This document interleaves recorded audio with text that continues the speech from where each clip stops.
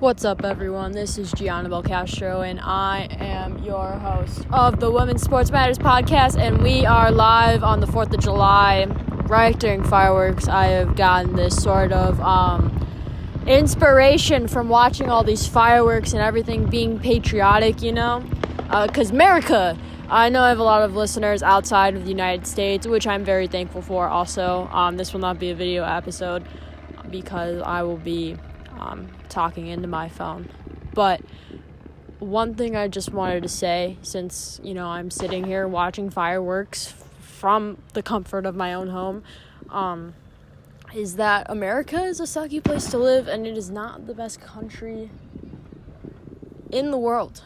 And I know it's a hard pill to swallow, because Americans are so very cocky, but this is an episode where I'm going to be talking about why the national anthem needs to be stopped playing in American sporting events that are not national team games. We have many players coming in from all over the world to play in our sports leagues, which is really cool. So that was just my thought process here. Obviously, I'm not going to finish recording the episode today, but on today's date, which is the 4th of July, I'm not celebrating stuff that America has done, because 1776 is obviously a different time from, when what we're doing now. But saying that every man is free, honestly, if they wanted to say every man is free, they should have just said every white man so that we knew who they were talking about. It's very hard to totally process everything, but what I definitely want to focus in with the whole NWSL national anthem debate, and why teams should stop in the future. So, again, I am your host, Gianna Castro. Welcome to another episode of the Women's Sports Matters podcast. You know what we do when we start these episodes. Let's get that ad read going, shall we? And I'll do a deep dive into the national anthem and why it should be stopped at sporting events that don't involve the national team. Thank you. And let's hit that ad read. Wasn't that just beautiful? Oh my God. When I listen to the ad read play, it's beautiful, it's amazing, it's stunning. Thank you. Okay. So, yes, I said I was going to be recording myself, actually with a camera. But since I recorded a part of the episode with my phone, I am not going to be recording myself with a camera. You see how all this works? It's absolutely beautiful. I know. Today we are going to be talking about the NWSL and the national anthem, along with a clarification from me. A while ago, I was talking about how, why we have the Pledge of Allegiance in school. You remember that? I said national anthem, not Pledge of Allegiance. I apologize for that. And I realized that as I was thinking for stuff for my episode that I'm recording right now. And I realized that, and yeah, I apologize. It's the Pledge of Allegiance, not the national anthem. Why the Pledge of Allegiance was created, which we'll get to later. But right now, I want to talk about the NWSL. And for you WNBA fans that listen to my podcast, I am very sorry. Players are arriving to the bubble today as I am recording. Indiana is not reporting yet, but they will. There's some weird stuff happening at IMG Academy, some weird shit.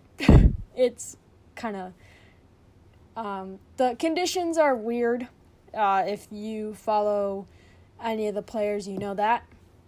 I'm not going to get into detail with that today because once they start playing, I will talk about that. But since the NWSL is playing right now, we are talking about them and the national anthem.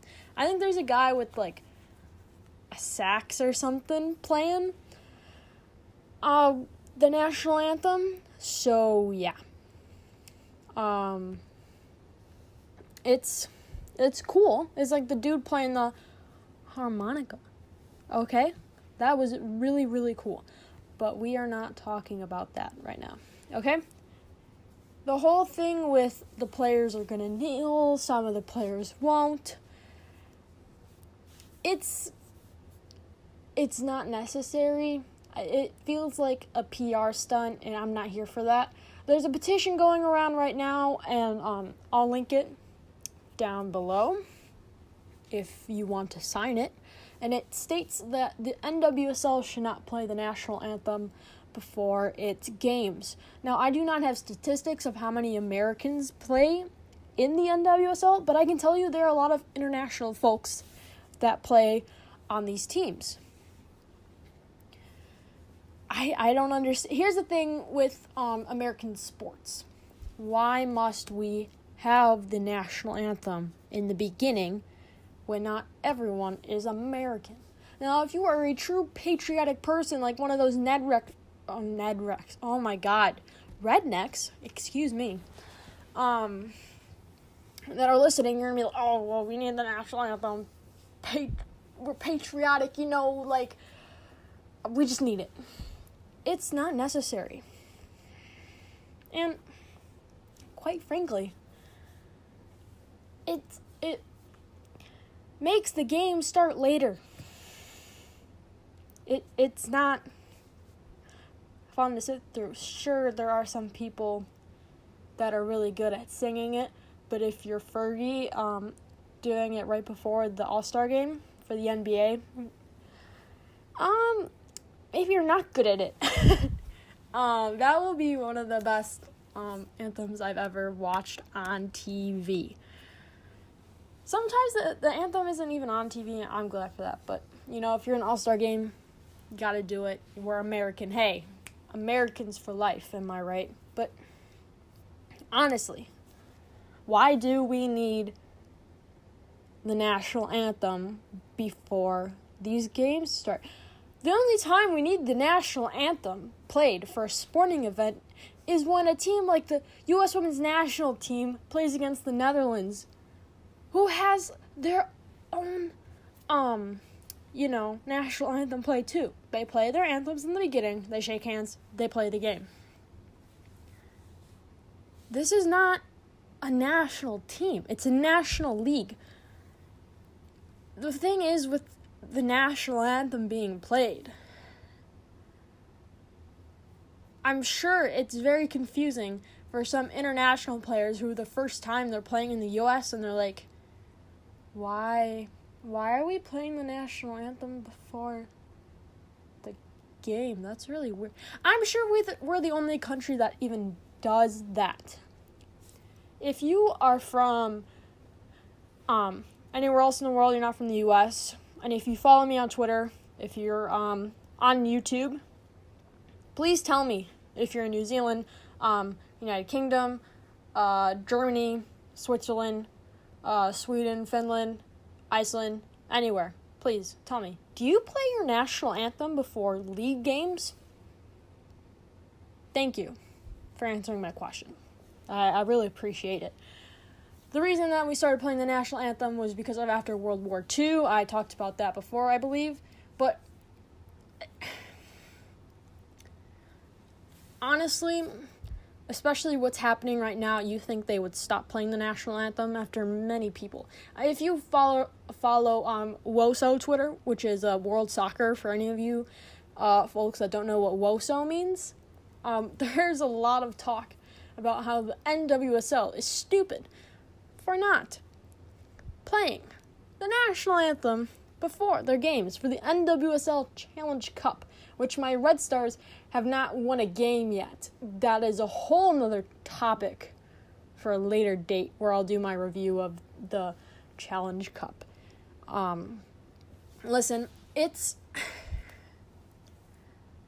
I think what the players need to do is they need to say, stop playing the national anthem, stop making kneeling a PR stunt, and start recognizing the injustices that we face as Americans and as internationals, players.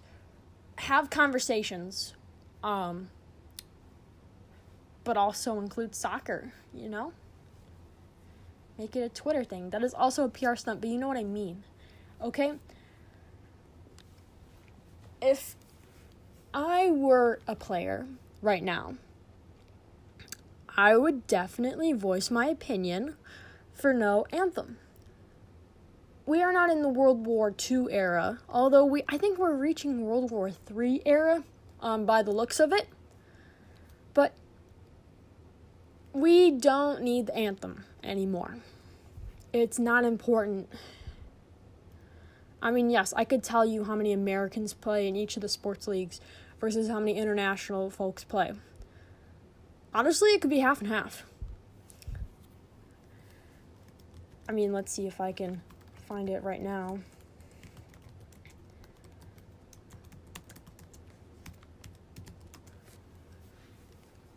Let's see. Will they have... Ooh, Wikipedia might help. Let's see. I cannot talk and do this stuff at the same time. That is quite the number of people. So many Australia players. Wow. Well, this isn't current, but so many different countries represented within this group of folks. This is an amazing list. Wait, is the asterisk for... If you go a list of foreign NWSL players, you'll be looking at the same thing I am. Listed in bold are currently signed to an NWSL roster. That's a lot of people. But there are a lot of international people. You see, here's the thing. When you go to Toronto, a Toronto Raptors game, they're going to play O Canada in the beginning. That is something I understand because they're in another country. But you don't see them playing that before a game in a regular NBA city, you know what I mean? They do it in Canada because it's in Canada. But I don't think Americans need to have the anthem. I know this is me just saying we don't need the anthem. We don't need the anthem. We don't need the anthem. But I'm right though. I think I'm right. You know what? I am 100% right. Here's what I think the NWSL should do. They should hold a vote within the NWSL Players Association. Actually, no. Let's backtrack. Vote within every single NWSL player, whether they're playing now or not, in the cup. Move that vote along to the NWSL Players Association. Have a coach's vote. Send it up to the higher-ups within the NWSL, the commissioner, and let's see what happens with that. It starts with the players, honestly. Us regular folks, sitting on our couches watching CBS All Access. That isn't enough. I don't even know if a petition will be enough. It's really tough, and I wish that the NWSL will come to their senses that this is bad and they should stop playing the anthem because it's not needed anymore. And that's where I stand with that. So, I know everyone loves my opinions. They're amazing. I don't try, though, so it's okay. But one last thing before I move on to the Pledge of Allegiance, is the Julie Ertz and Casey Short and Rachel Hill PR. I'm not going to say it's a PR stunt because what they did was beautiful, except for Rachel Hill. But what they tried to make out of it to become a PR stunt. And it's a great moment between those two players. Not so much Rachel Hill, who just placed her hand onto Julie Ertz's hand. They did not need to put a sponsored moment right in front of that. That is disgusting, unnecessary, and whoever did that should be fired. I'm kidding. I don't know who runs these things. Listen, when it comes to things like this, it's important to embrace the moment, not to put an ad over it. It's also important to stand by your teammates. I'm not saying that you absolutely have to kneel for the anthem, but it's recommended. I refuse to stand for the anthem now. I'm gonna be real. I don't play a sport where the national anthem is played before. They don't do that in Frisbee. They know what's going on. I have never had them play the national anthem before a Frisbee game. You want to know why? Because they're smart. Did they even play it before my soccer games, my JV soccer games? I don't know. They did in basketball. But anyway, we don't need it. It's unnecessary. Please kneel. If you're a player listening, please kneel. I don't care what your agenda is. I obviously want to say to the people who are doing it for the veterans, tell them thank you for your service. But here's the thing. A veteran told Cap to kneel. He lost his job. Megan kneeled. She made the U.S. Soccer Federation make basically a rule saying that you can't kneel during the anthem. The NWSL is the first league to have their players kneel for the anthem without punishment. So, listen up, folks. If you're an NWSL player and you want to do the right thing, please kneel and show respect for your teammates and others that are watching. You are a role model for a bunch of young girls that are watching. Please do the right thing. That's all I'm going to say on that. But the last thing I want to say, especially with the Pledge of Allegiance, I don't have much time left with talking. I don't have time limits. But how much time have I? 15 minutes, almost 16 minutes. Amazing. Let's talk about the Pledge of Allegiance for a bit. For a few minutes, If I can find. So what I was saying in one of my other podcasts was that, we're saying the pledge because of Germany and during that time. So, where is it?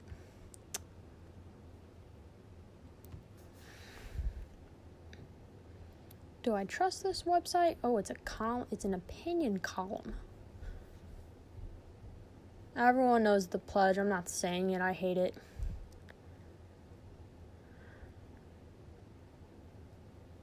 Let's see. I can't read and talk at the same time. It's going to be really quiet.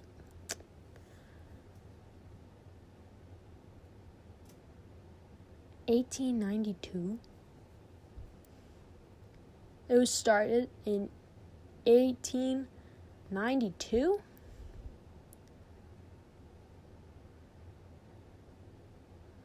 The pledge has undergone numerous tweaks and changes over the last 128 years that we've been reciting it. The pledge was originally supposed to be said while sticking your right arm out in front of you, but since the Nazis made an identical salute, it was changed to placing your hand over your heart.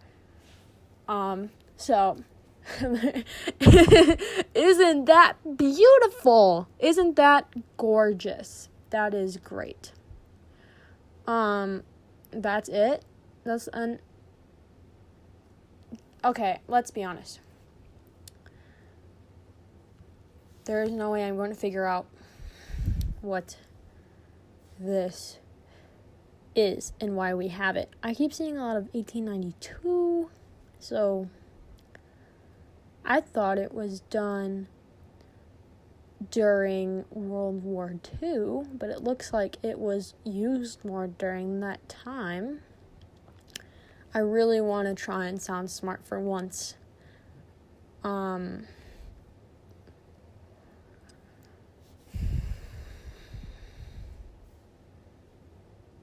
Nice. Red Scare. Haha. Joseph McCarthy. Ooh. Okay, so to add to what I was trying to say in a previous episode about the pledge, to add more about your education about the Pledge of Allegiance, for those of you non-Americans that are listening, there was a Red Scare in the 1950s, with the Russians and the communism and stuff like that. So that's why Under God was added, and In God We Trust was added to coins and currency. So, yeah. It's a very religious pledge. So, which I don't think should be said in public schools then, because not everyone is Catholic. But that's a whole nother topic for another time. My goodness. So, like I said before, I probably will not be able to find this. But like I said before, it's definitely because of around World War II time that we needed, oh my God. I am on Wikipedia and there are kids. I can't believe they made kids salute like that to the flag. That is disgusting. If you want to go to Wikipedia, look up Pledge of Allegiance. It'll be there for you. You can see that nasty picture. My goodness. That is disgusting. That salute is gross. Wow.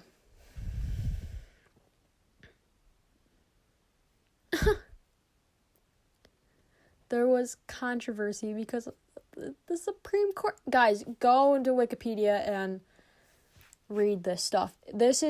I'm not going to read all of this because I needed to go do something in a few minutes. So I'm going to end this here. I'm going to end this episode. I know, me ranting about stuff for a while. I'm sorry. But anyway, that is all for today's episode on the Women's Sports Matters podcast. Again, I am Gianna Belcastro, and I'm your host. Guys, if you want to subscribe to my YouTube channel to hear episodes that are already up there, like that are on to whatever you're listening to right now, and some extra content maybe coming in the future, and also videos with my beautiful face on them, go to YouTube. It's Women's Sports Matters podcast. Okay? The title of the podcast. Boom. Follow me on Twitter at WSM Podcast. A lot of retweeting your favorite sports teams. A lot of questions to interact with you guys.